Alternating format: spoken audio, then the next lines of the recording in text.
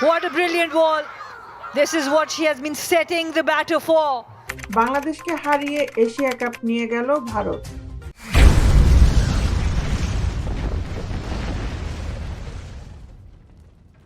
কদিন আগে অনূর্ধ্ব-19 এশিয়া কাপে ভারতকে হারিয়ে শিরোপা দেশে এনেছে বাংলাদেশের যুবারা।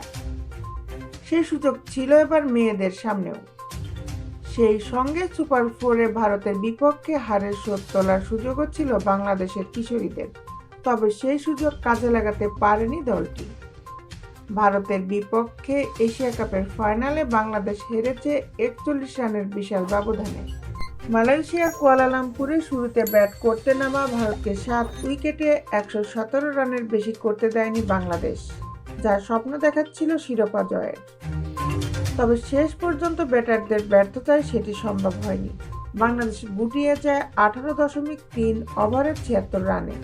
শিরোপা নির্ধারণী ম্যাচে বায়ুমাস ক্রিকেট ওভারে টস জিতে রবিবার ভারতকে আগে ব্যাটিংয়ে পাঠান বাংলাদেশের অধিনায়ক সুমাইয়া আক্তার।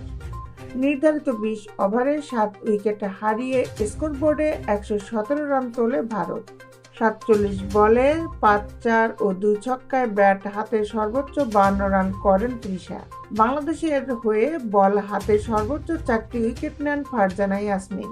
সহজলক্ষ্যে দলীয় 8 রানের প্রথম উইকেট হারায় বাংলাদেশ। এরপর 3 উইকেট খরচ করে দলীয় 50 পেরোয় বাংলাদেশ। স্বপ্ন দেখছিল দারুণ কিছুর। তবে এরপর পরই ছন্দপতন। নিয়মিত বিরতিতে উইকেট হারিয়ে ম্যাচ থেকে ছিটকে যায় বাংলাদেশ। শেষ পর্যন্ত তুলতে পারে 76 রান। বাংলাদেশের হয়ে সর্বোচ্চ 22 রান এসেছে দুরিয়া ফেরদৌসের ব্যাট থেকে। দ্বিতীয় সর্বোচ্চ 18 রান করেন ফাহমিদা ছোয়া।